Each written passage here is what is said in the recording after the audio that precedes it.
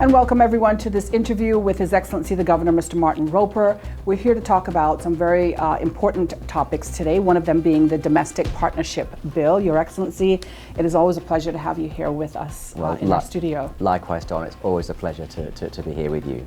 Yes, so we've reached a stage where the Domestic Partnership Bill has been published and now it's out there for public comment. But let's backtrack a little bit and explain to the viewing public exactly what the Domestic Partnership Bill outlines. Yeah. I mean, first of all, let me say again that I do recognise that this is really difficult, really sensitive, and it's a really challenging topic. And I've been here 22 months. I've tried to get out and about and really meet people. So I do genuinely understand people's views on this issue, on both sides of this difficult debate. Right. And I think it comes back to Chantel and Vicky, who Caymanian, wanting to have their rights as a same-sex couple accepted in our jurisdiction, and they started a court case because they believe that they are discriminated against. That our Bill of Rights in the 2009 Constitution requires us to provide for their rights, and they have taken a case to the courts. The Chief Justice agreed with that there is a breach in our Bill of Rights. We're not complying with our Constitution.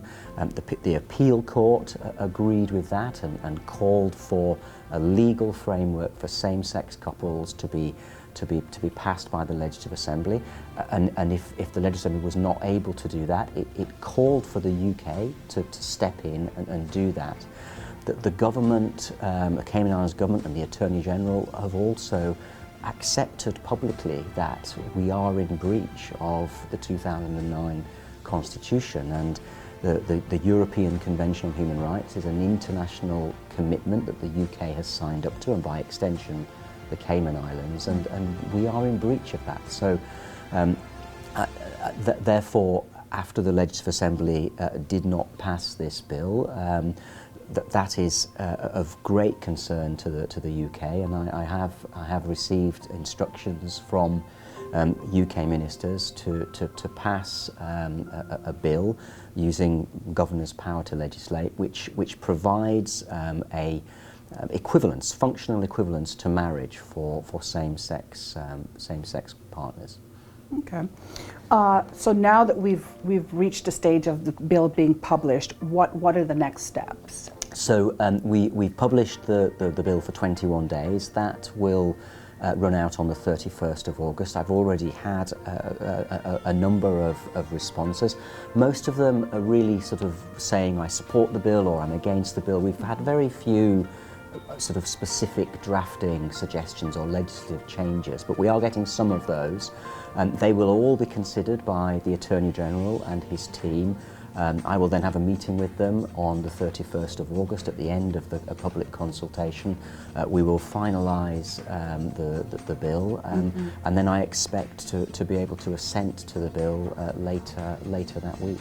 Okay. And then once that step is taken, and what happens from there, I think a lot of people in the community, or some people in the community, who are obviously not pleased with the changes or the steps that are being taken. How is it really going to affect the average person? I mean, I think for the average person, it won't affect their lives in any way. They're not going to. Life will be just the same as the day before when this is passed.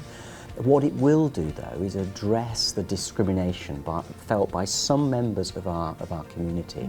So, if you think of marriage, which confers rights on the wife and the husband, so there are financial and legal rights coming from being married, whether it's inheritance, whether it's if a couple do have to separate, it's how you protect the sort of financial interests of the husband or the wife. It's if people have health problems later in life, it's decisions about care.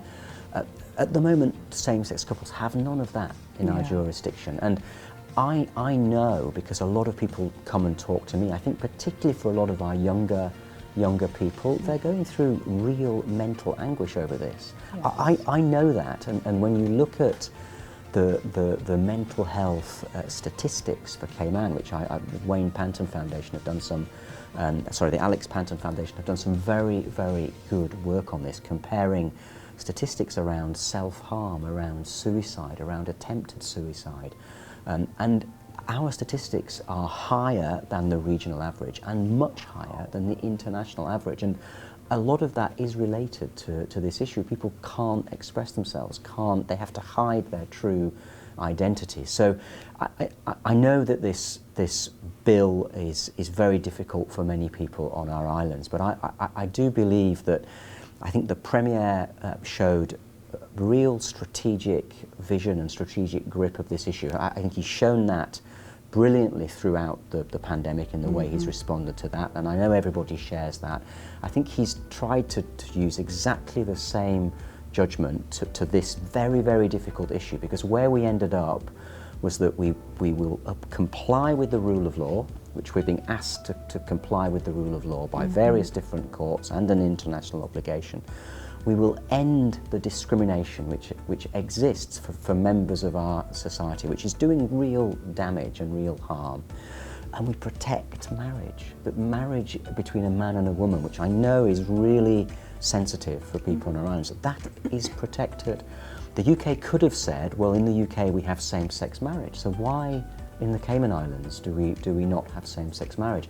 But I was part of that discussion, and I helped to convince them that no, we should go with what the government, what the Premier was trying to do, and that the domestic partnership bill is a compromise. It's a difficult compromise, but the LGBT lobby is not particularly happy because they want same-sex marriage.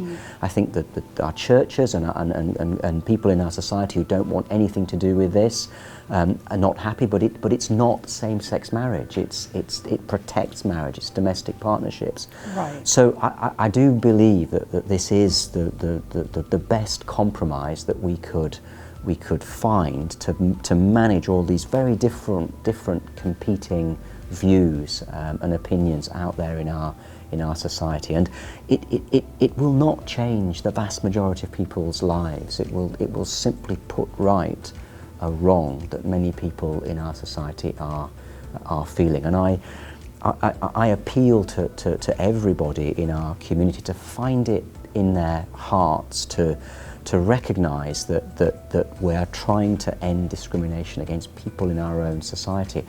I'm a Christian. I grew up in the UK, Church of England. I said the Lord's Prayer every day in school. I've been baptised. I was married in church. My God loves everybody. My God believes in tolerance. My God believes everybody should be equal. And I find it very difficult to understand how we can not follow those principles and those beliefs. And I know this is difficult, but I do believe it's the right thing. And I hope over time people will come to appreciate that. It is worth just adding as well that there is a separate appeal to the Privy Council on the issue of same-sex marriage. Okay. And this will be heard in February in London. If in Cayman we simply do nothing, we do not implement any kind of legislative framework to end the jurisdiction at the request of the courts, I think there is a very strong chance that the Court of Appeal would have to impose same-sex marriage. But by taking this action now and implementing a legal framework for same-sex couples around domestic partnerships, that does provide some, I think, possibility that a Privy Council will say, well, actually, there is a legal framework in the Cayman Islands, therefore we don't need to go further and do something which I know will be even worse for many people on our islands. So for a whole number of reasons, I do believe that this is the right course of action, and I hope people, perhaps not now, but over time, will come to appreciate that. Your Excellency, I thank you very much for letting our viewers know and explaining exactly what the domestic partnership bill means for Caymanians and for people who live here. and those who should have the rights to have that domestic partnership and have laws that protect them and give them the same rights as same-sex couples.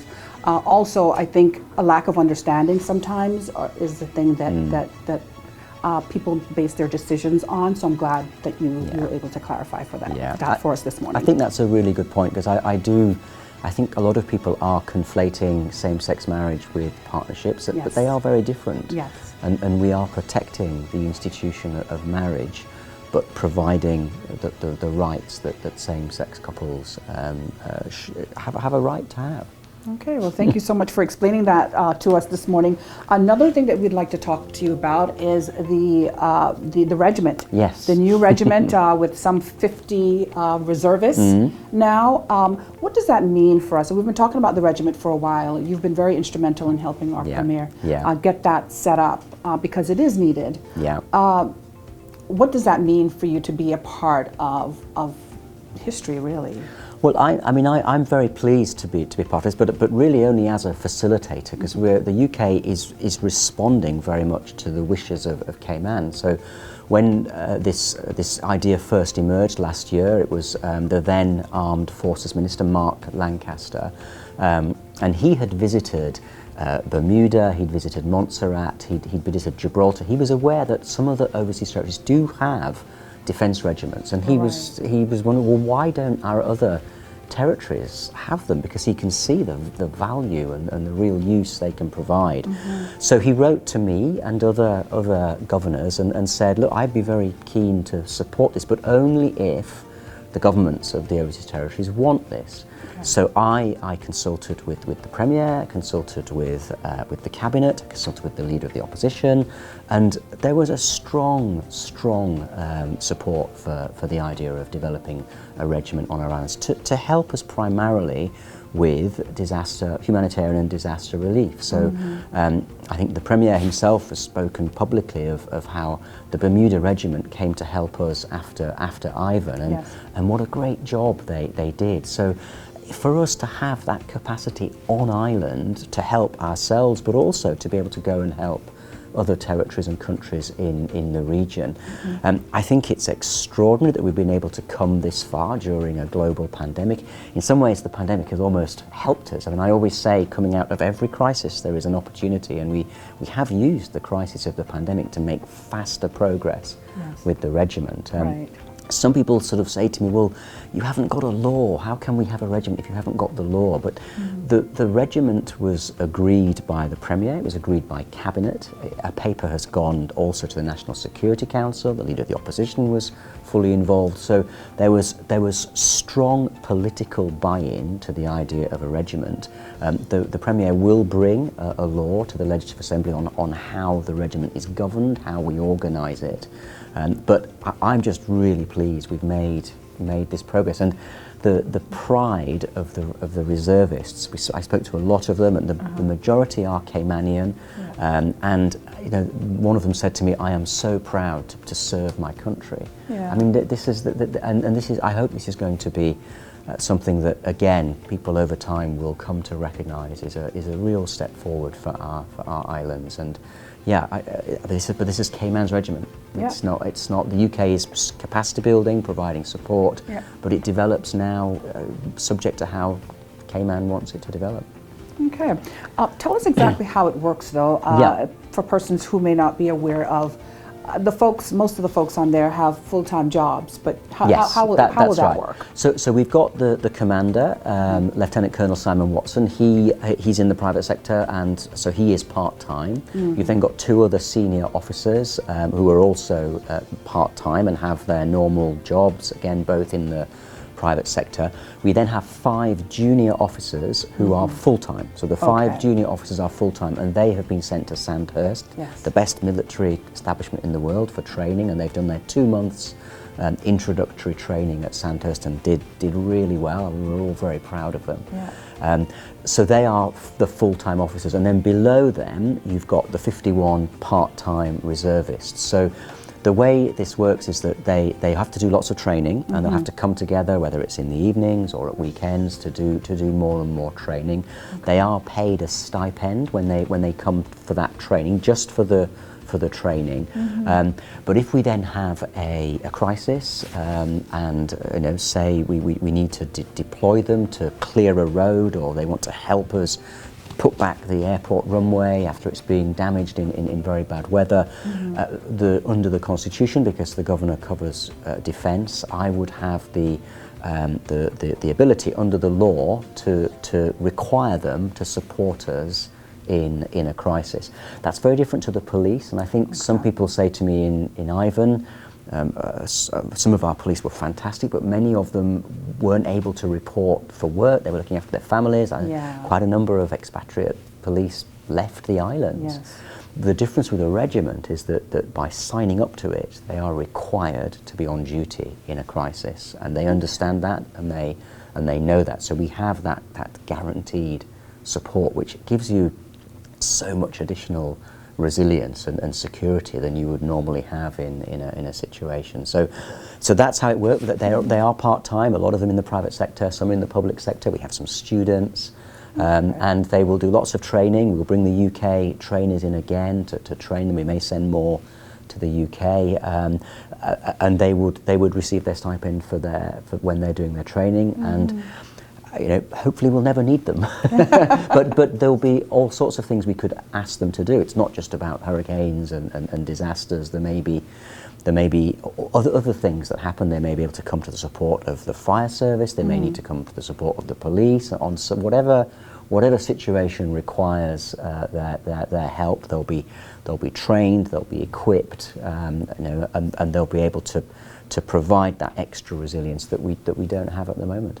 I would imagine that they would have had to have gotten special permission from particularly those in the private sector to be a part of the reserve. That's absolutely right. But the private sector is very welcoming and encouraging of this, because it's almost like a two-way sort of exchange, because the part-time reservists get some fantastic training. Yes. And those skills that they learn are then very useful in the companies where they work. So it's certainly in the UK, people love to have part-time reservists in their employees, because of that, those skills and that training that they get. They can also bring that back to the company, and even help others in the company to have similar skills. So our experience in the UK is that companies are only too willing to have reservists in their sort of staff, and they understand that they do have to release them if they're required to come and support the country. Okay. Your Excellency, it's been a pleasure having you with us here on the CIG TV this morning, and of course to our viewers out there. I know that you're now more enlightened, one, on the domestic partnership bill that is now out there for public comment, as well as on our local regiment. So we thank you for joining us as always.